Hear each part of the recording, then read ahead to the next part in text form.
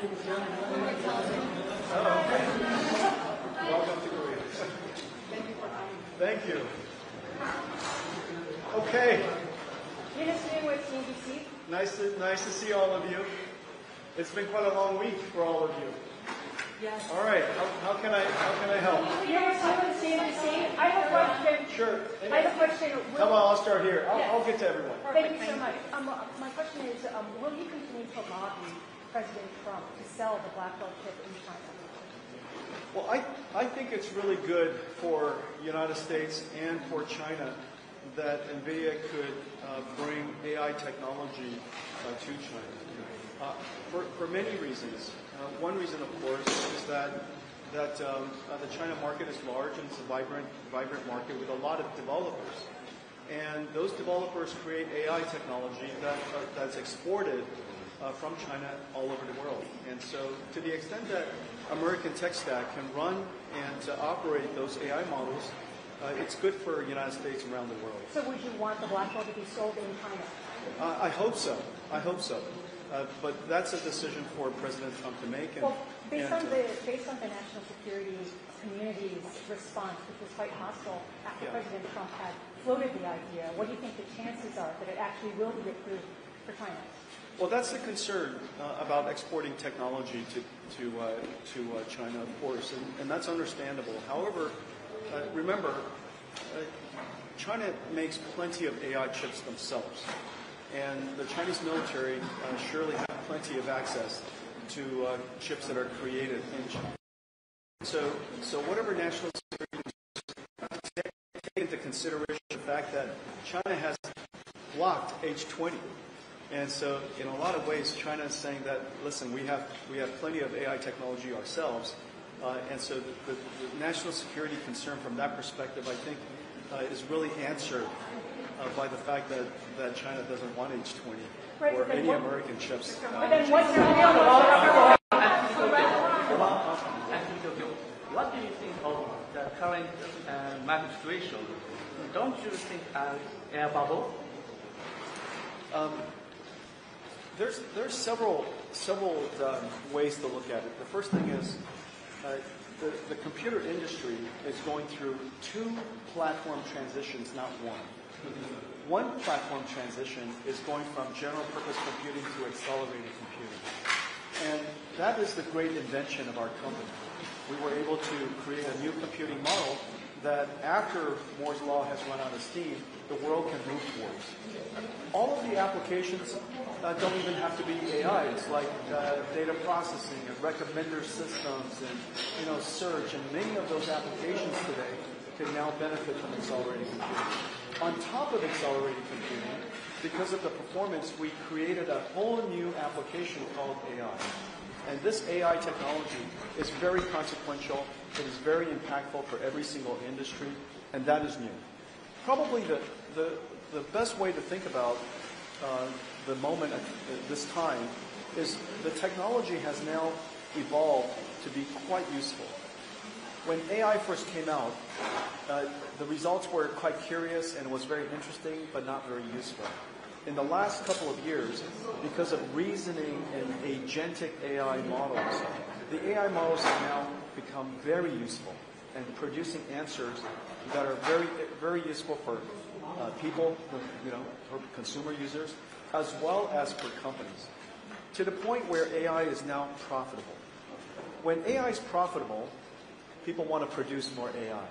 That's the reason why capital investment is going up. And then let me just make one more observation, and that is, during the bubble time of 2000, most of the internet fiber was dark. But today, Nvidia GPUs are used all over the world, so the consumption is quite high. I think we're really in the beginning. The best way to think about this, our phase right now, is that we're in the beginning of a 10-year build-out of a new computing platform, from the old approach to the new approach. And so I think it's going to be many years of quite exciting growth. Yes. Congratulations for becoming the first ever $5 trillion company, given the exuberance of our artificial intelligence. But as a CEO of the company, does that give you a little bit of pause, or do you think that reflects fundamentals? And how big of a risk is it that you're still shut out of the Chinese market? Well, it took 30 years for us to do this, and we have invented a new computing approach.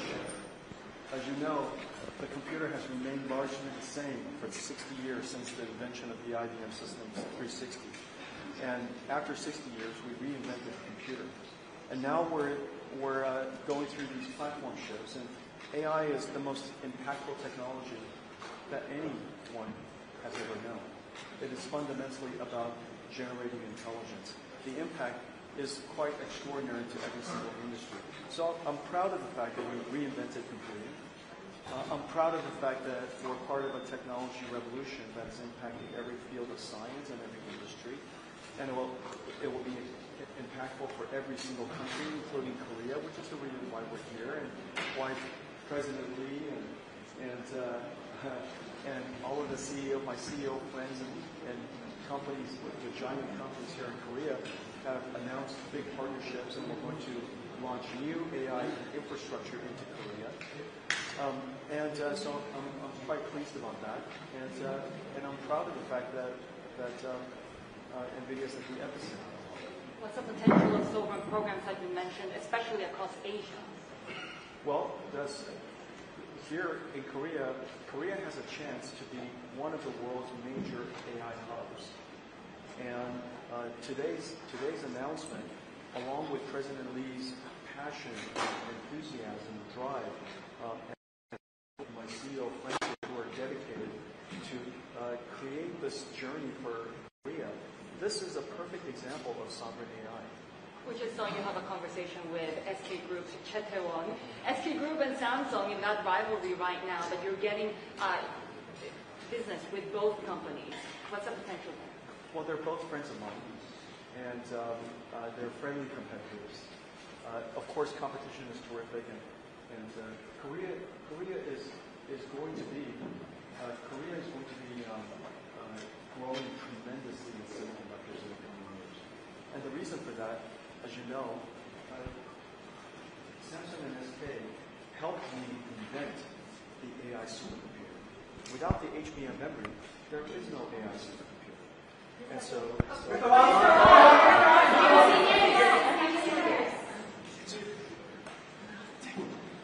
I'll come back to you, I promise you. Okay.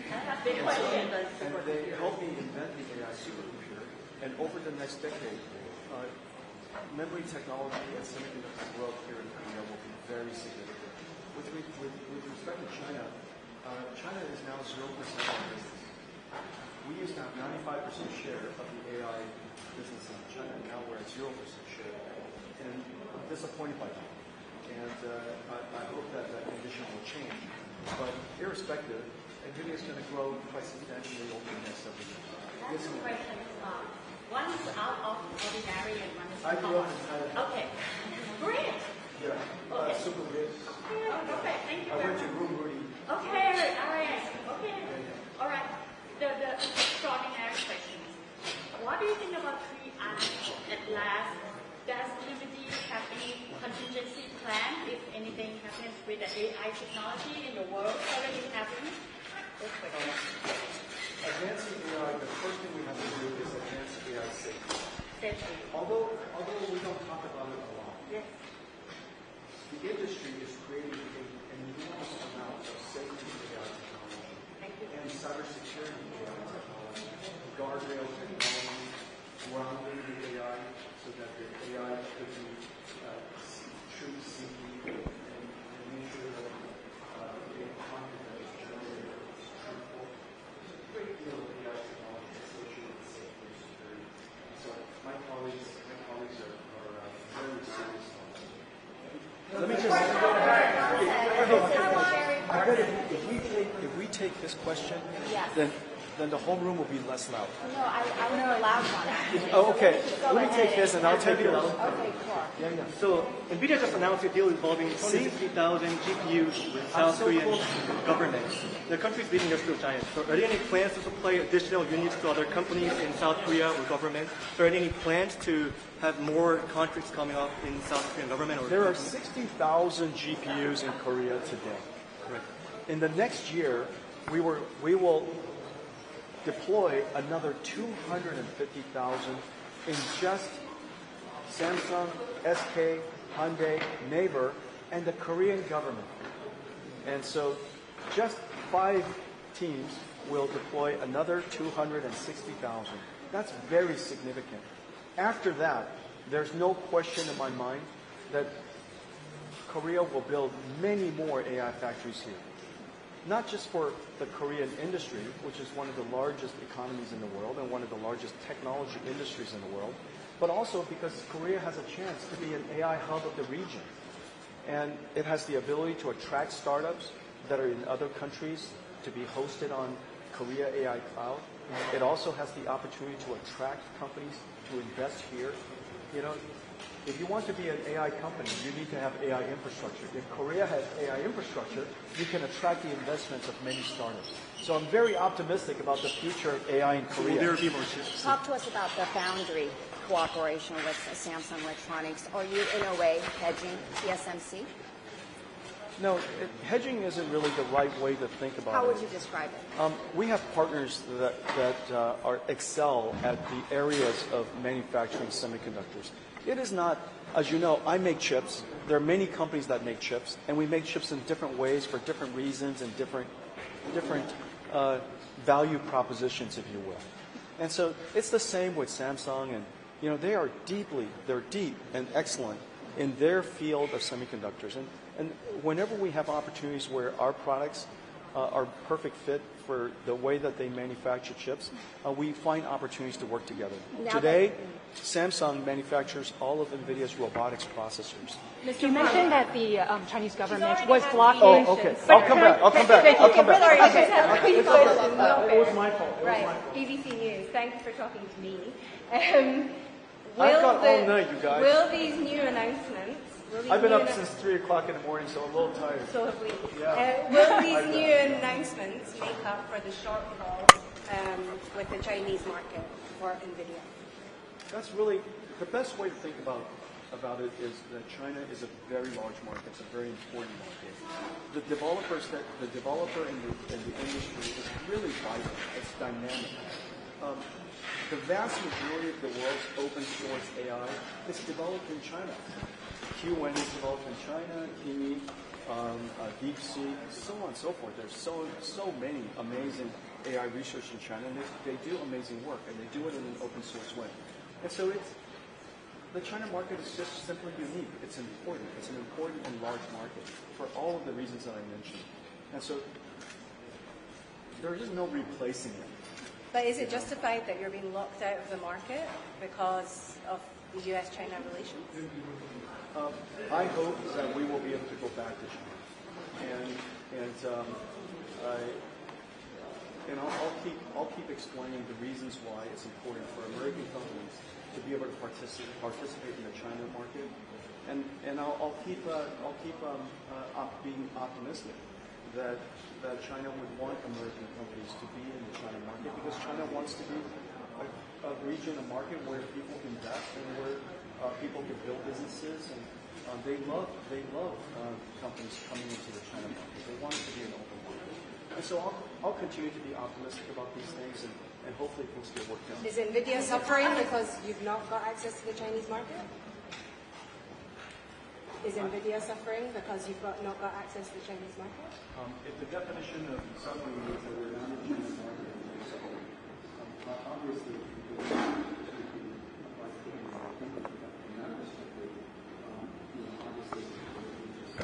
that's not the way to think about it.